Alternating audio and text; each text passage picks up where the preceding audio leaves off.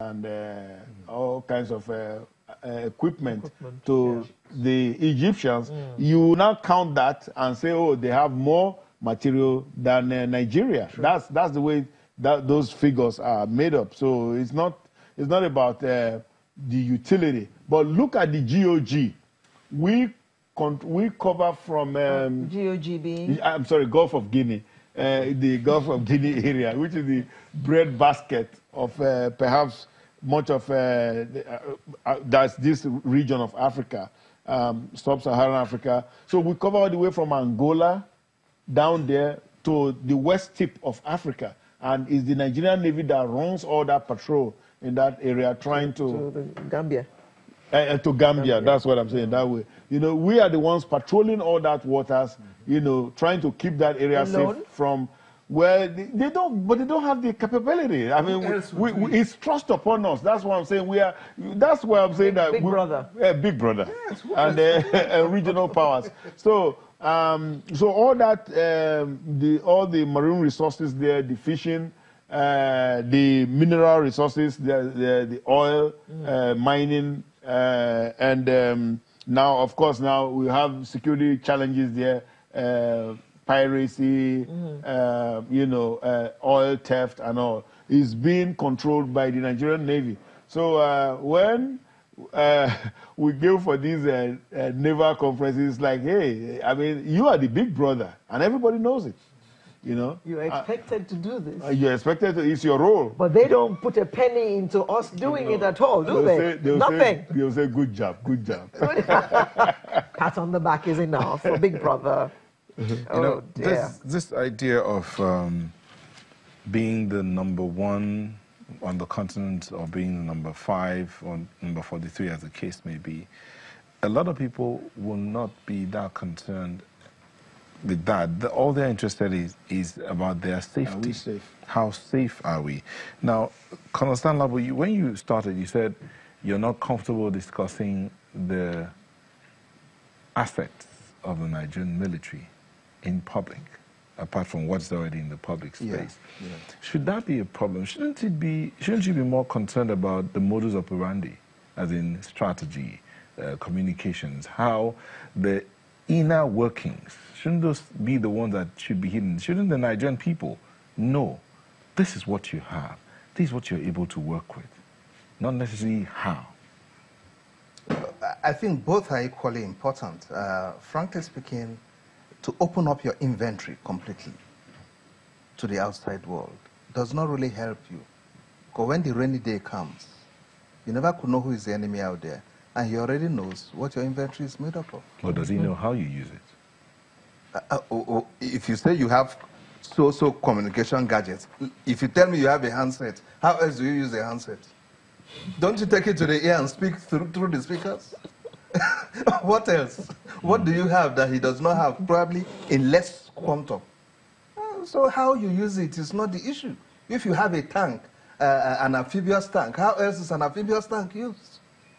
Okay. That's the truth. Everybody knows how to use it. Do you have it? That is the issue. The other side of it is... Has he got, what's it called now, a submarine or not? Do they know? You leave the enemy wondering, no, Nigeria is big enough, they should have one or two. I told you they don't have. Leave him to be wondering. Considering the fact that you also buy this equipment from there, from outside of your shores. Yes, I was coming there. Those you shop from definitely would know what you have in your inventory. And that's the advantage the Western world has over us. And that's the disadvantage you have for not developing your defense industries. Because it means every single pin you buy, somebody has it documented somewhere that you have this in your inventory. Like I keep saying, let me just digress a bit. We made a big mistake after the Civil War by not capitalizing on the gains of the Civil War. Fine, we fought a war. Fine, we lost 3 million Nigerians and so on. After all said and done, look inwards. What are the inherent gains? The technological innovations that our Biafran brothers had, we never capitalized on it and harnessed them. The Ojukwu bomber or Gwinigwe, whatever it was called, which ended up, which was their own artillery pieces. We never took them and go into some further research and see how we could develop that. Pakistan picked up about that time, and today they are a superpower when it comes to artillery guns.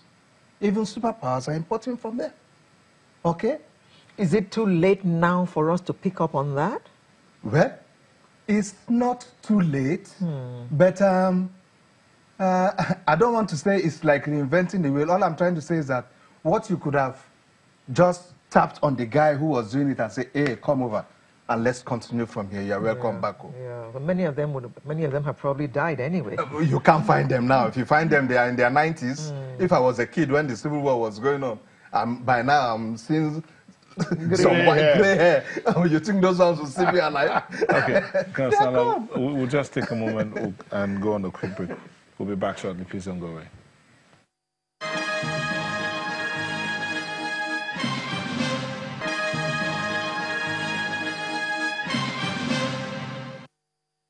Welcome back. We're still looking at the Nigerian military strength vis-a-vis the ratings being the 5th on the continent and 35th or 34th on the global scale out of 138 countries.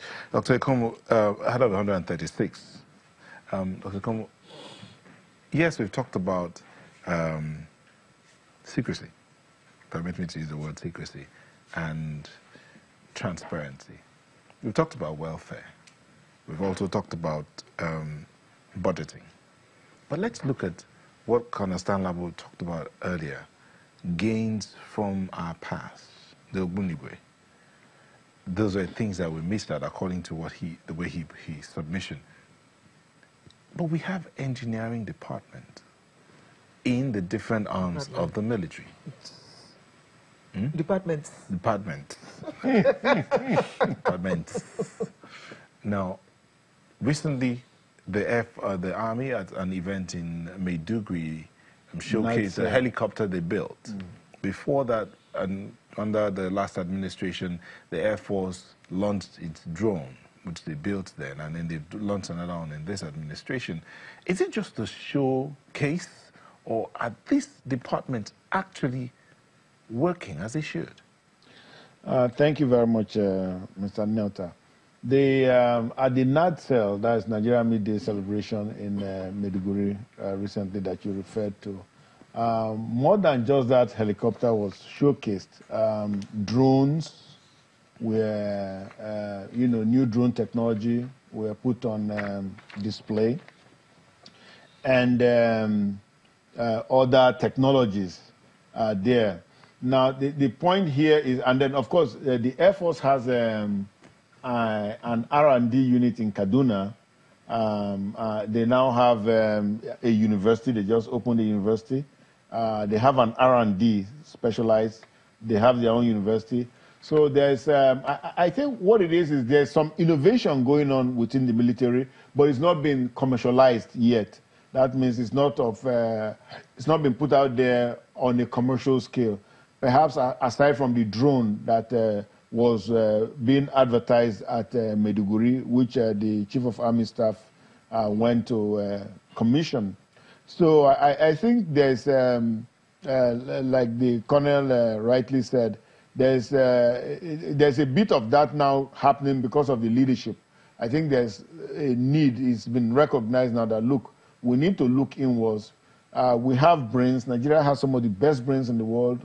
A lot of inventors around the world are Nigerians.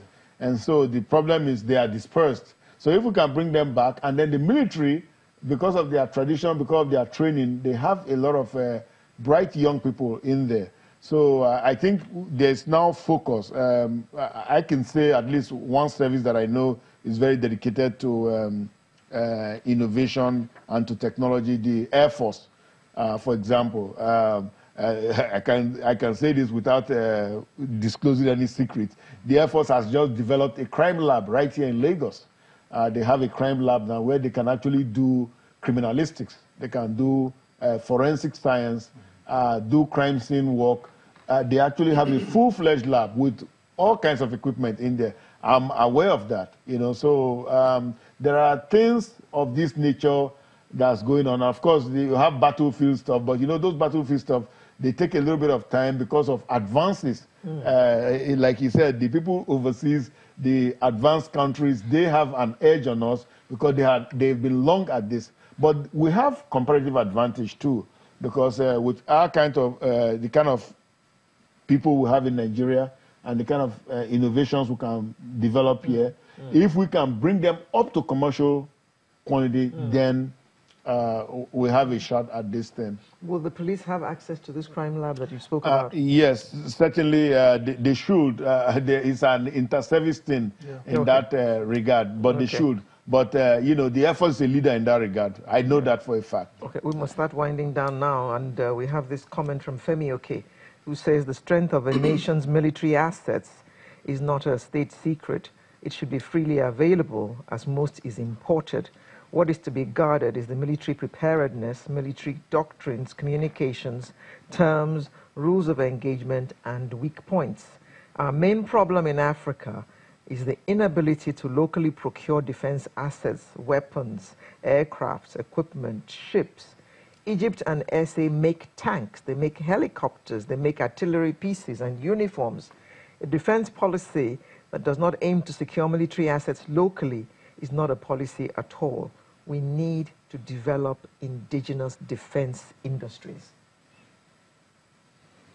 Agreed. I partly agree with you. He even said so. He said so.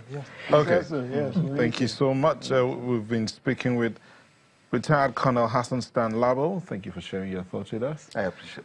Dr. Ekhomu is a security expert. Thank you for sharing your thoughts with us. Thank you. Sunrise will be back in a moment. Please don't go away.